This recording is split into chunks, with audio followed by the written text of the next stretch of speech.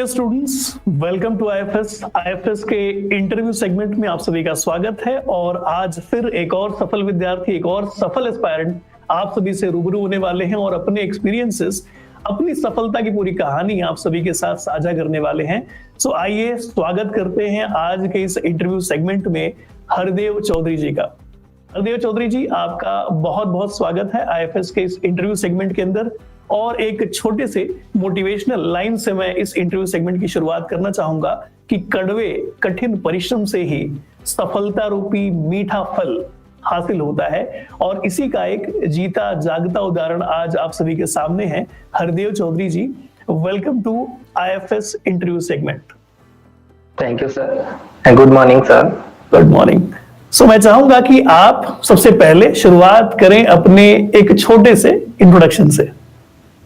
My self Haridev Chaudhary और I am from Barmer Rajasthan. और मेरा ग्रेजुएशन जय नारायण व्यास यूनिवर्सिटी जोधपुर से हुआ है और मेरा post graduation Mohanlal Sukhadia university Udaipur जून 2022 में हुआ है। और मैंने मास्टर्स के साथ ही मेरा CSIR net JRF with all India rank 79 qualify हुआ है और इसके साथ ही मेरा DBT JRF और GATE excel. Apart from this recently मेरा राजस्थान सेट क्वालिफाई हुआ है। इतने सारे एग्जाम क्वालिफाई होने के बाद, फाइनली स्टेट एग्जाम क्वालिफाई होने के बाद आपको कैसा लग रहा है? सर बहुत अच्छा लग रहा है, ऐसे मोटिवेटेड फील हो रहा है कि जब स्टार्टिंग में जब प्रिपरेशन स्टार्ट करा था तो सोचा नहीं था कि ये जर्नी उस टाइम स्टार्ट करी थी जब ऐसा फील हो रहा था कि ये हो पाएगा कि नहीं हो पाएगा। लेकिन फाइनली जब इतने एग्जाम हो गए तो जो फाइनली डेस्टिनेशन जो सोचा है कि अब ऐसा लग रहा है कि कर लेंगे वो भी, तो मतलब मोटिवेटेड लग रहा है सर। ओके, सो अब एक सवाल और आपसे पूछा जाएगा और ये सवाल इस प्रकार से है कि आपने कई सारे एग्जाम क्वालिफाई कर रखे हैं। सेट एग्जाम को टारगेट करने का और क्वालिफाई भी करने का कोई स्पेसिफिक रीजन है, कोई टारगेट है? Yes sir. Sir set Rajasthan, जैसे मेरा अल्टीमेट गोल जो है राजस्थान गवर्नमेंट के असिस्टेंट प्रोफेसर बनना है मुझे।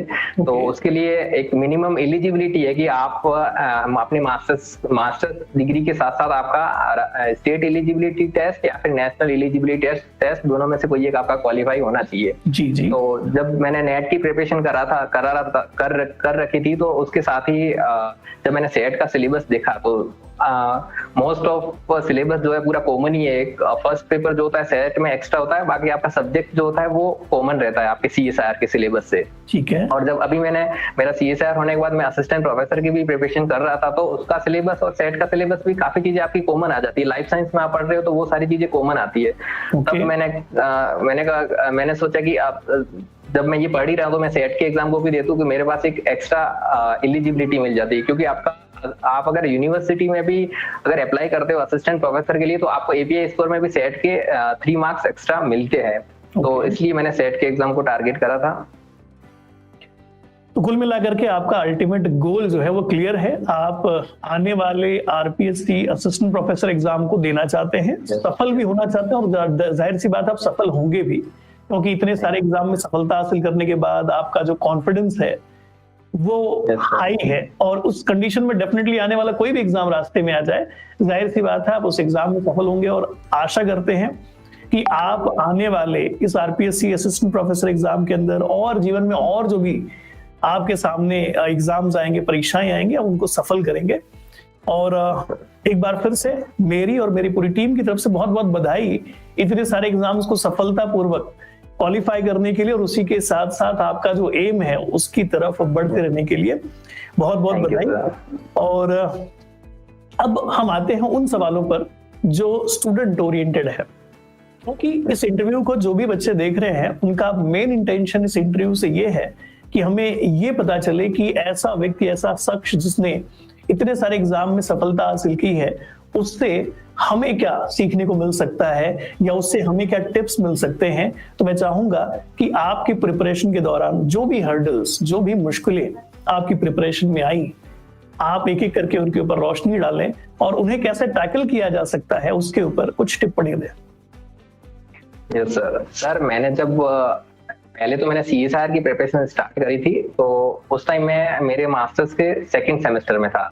तो उस टाइम मैंने जब CSIR का पेपर उठा के देखा था, सबसे पहले मैंने प्रिपरेशन स्टार्ट करने से पहले, तो मुझे वो पेपर देखे ऐसे लगा था कि मैं कभी कर ही नहीं पाऊंगा ये एग्जाम। इतना मतलब वो पेपर देखे मुझे, जैसे मैंने बी पार्ट के क्वेश्चन देखे, सी पार्ट के क्वेश्चन देखे, तो मुझे ऐसा लग रहा है कि शायद मैं ये एग्जाम कभी कर ही नहीं पाऊंगा। फिर मैंने धीरे धीरे IFS का यूट्यूब पे जैसे कहीं पे ऐड देखा, तो उसके लेक्चर्स देखे धीरे धीरे, तो मैंने एक यूनिट ऐसे यूट्यूब से करी थी। तो करने के बाद में मैंने उसके PYQ सॉल्व करे, तो मेरे से धीरे धीरे बनने लगे। फिर मुझे कॉन्फिडेंस आया कि हाँ, अगर यहाँ से बन रहा है तो फिर अगर मैं प्रॉपर गाइडेंस के साथ में इसको कंटिन्यू करूंगा तो मैं कर भी सकता हूँ। फिर मैंने जनवरी 2021 में IFS ज्वाइन करा था, और वहां से मेरी जर्नी स्टार्ट हुई CSIR की। और CSIR से लेके मेरा गेट, DBT और सेट अल्टीमेट, क्योंकि आप CSIR की तैयारी करते हो तो भी आपका सिलेबस बाकी सारे एग्जाम्स का सेम ही रहता है, तो वो वहां से मेरा स्टार्ट हो गया था। तो मैं हमेशा ही बच्चों को कहता हूं कि देखो, लाइफ साइंस तो बदलने वाला नहीं है। एक बार ऐसा एग्जाम, ऐसी परीक्षा जो सबसे मुश्किल वाली, उसकी तैयारी कर लो। अगर उस एग्जाम में आप सफल हो गए तो आने वाले बाकी एग्जाम्स में आपकी तैयारी मैक्सिमम हो चुकी होगी। और जाहिर सी बात है, अगर किसी व्यक्ति ने कंप्लीट CSIR की तैयारी कर ली तो लाइफ साइंस तो उसने ऑलमोस्ट सारा पढ़ लिया। उस एग्जाम ओरिएंटेड जिस भी दूसरे एग्जाम की वो तैयारी कर रहे हैं, उस एग्जाम ओरिएंटेड देखने की जरूरत है बस। और इस तरह से आपकी पूरी प्रिपरेशन आपको काफी ज्यादा काम आ सकती है। और आपके इस जवाब में मुझे एक और सवाल का जवाब मिल गया। एक सवाल जो मैं पूछना चाहता था लेकिन मुझे लगा कि शायद ना पूछे तो बेहतर, लेकिन चलिए ठीक है, इस जवाब की वजह से सवाल को मैं आपके सामने ले आता हूं कि वाई IFS तैयारी। वैसे तो आप डेफिनेटली आपने सोच रखा होगा, बहुत सारे ऑप्शंस आपके सामने रहे होंगे, लेकिन ऐसा क्यों आपको लगता है या लगा कि IFS के साथ प्रिपरेशन करने से शायद बेहतर? सर एक तो आपके पास एक टाइम की आप जब किसी भी एग्जाम की प्रिपरेशन कर रहे होते हैं तो आपके पास एक जो लिमिटिंग फैक्टर होता है वो आपका टाइम होता है। आप सेल्फ भी कर सकते हो, लेकिन मैं मेरे पॉइंट ऑफ व्यू से बताऊं तो लेकिन आपको वो फिर टाइम कंज्यूमिंग ज्यादा हो जाता है। फिर आपको एक गाइडेंस चाहिए होता है। गाइडेंस भी कि आपको एक ऐसा प्लेटफॉर्म मिल जाए जिससे आपको एक ही चीज कहीं और से देखनी ना पड़े, वो जो आप डायरेक्ट आपको वहीं से मिल जाए, पूरा एग्जाम ओरिएंटेड पूरा पैटर्न आपको। तो वो जब मैंने केसी सर के वीडियोस देखे थे यूट्यूब पे, तो मुझे लगा कि हाँ सही है ये, जो मुझे चाहिए वो कंटेंट मुझे यहाँ से मिल सकता है। फिर जब मैंने CSIR का सब्सक्रिप्शन लिया था, अभी मैंने असिस्टेंट प्रोफेसर का भी यहाँ से पढ़ रहा हूँ, तो वो सारी चीजें मुझे मिल रही है जो मुझे चाहिए थी। मुझे जो मैं बुक से ले सकता था वो सारी चीजें मुझे यहाँ पे मिल रही है। तो साथ में मुझे PYQ करने होते हैं और मेरा सारा काम वो वहाँ से हो जा रहा है।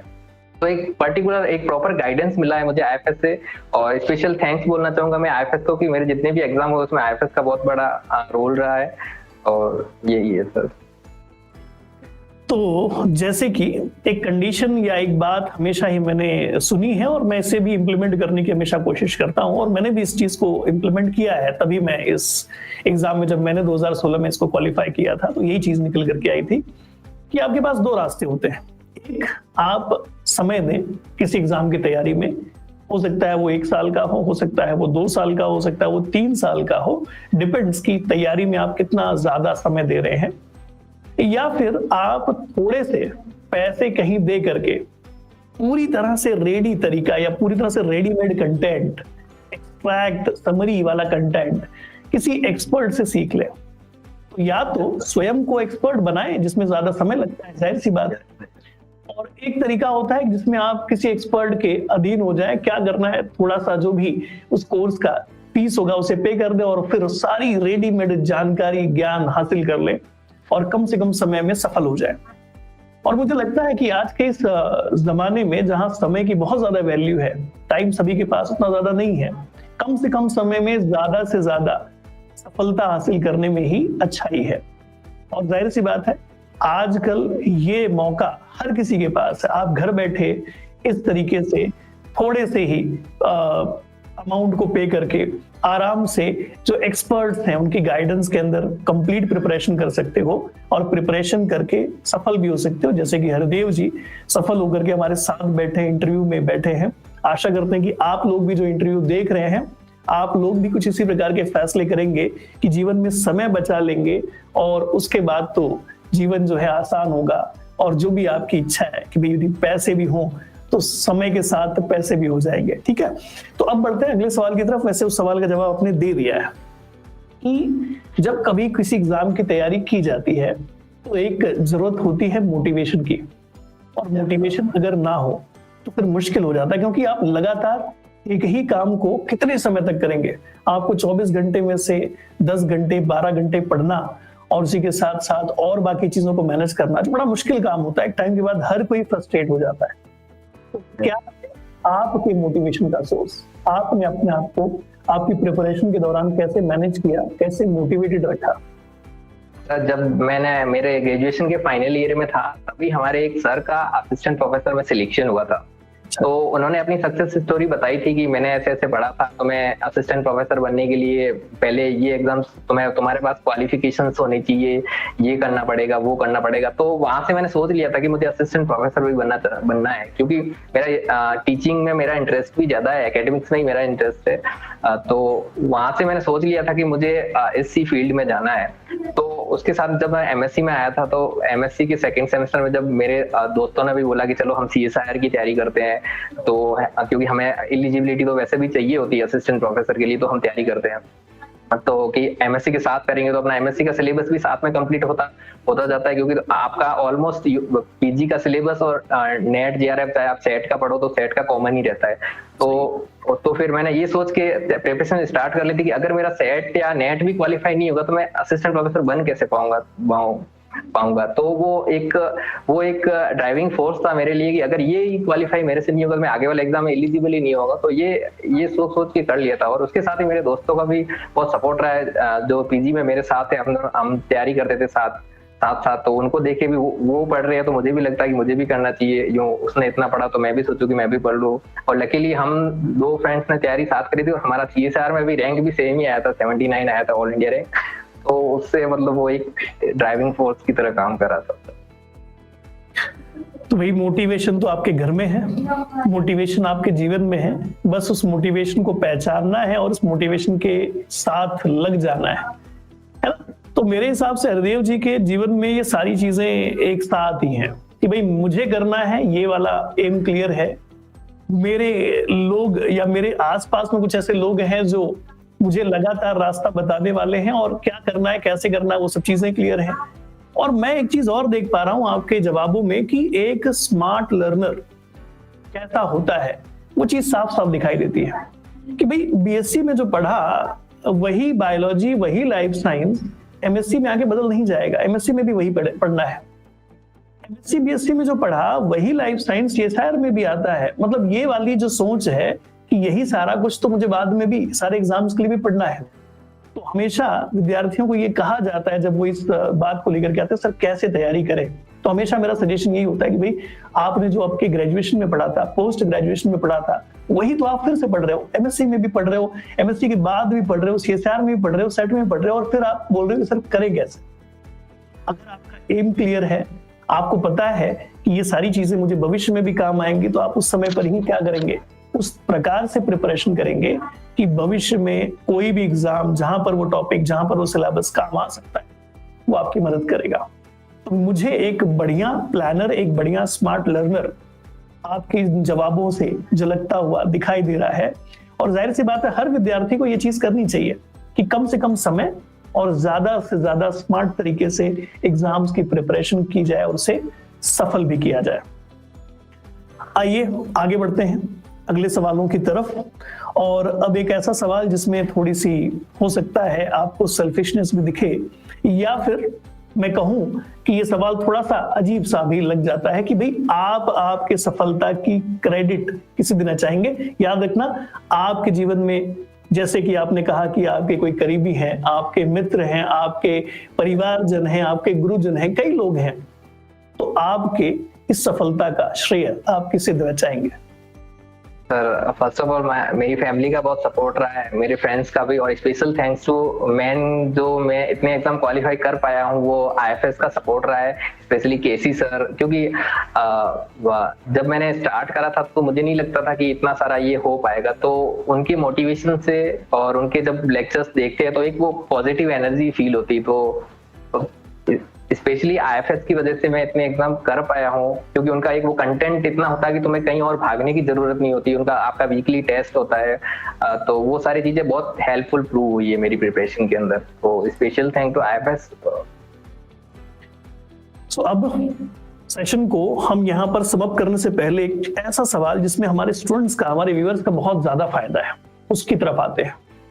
मैं चाहूंगा कि आप उन सारी जरूरी चीजों को, उन सारे जरूरी टिप्स को, उन सारी बातों को जो किसी भी विद्यार्थी को इस प्रकार के कॉम्पिटिटिव एग्जाम्स की तैयारी करने के दौरान ध्यान रखना चाहिए, उन सारी चीजों को एक बार समराइज करें, certain important tips from experts, और मैं चाहता हूं कि वो एक्सपर्ट एडवाइस आपकी तरफ से आए।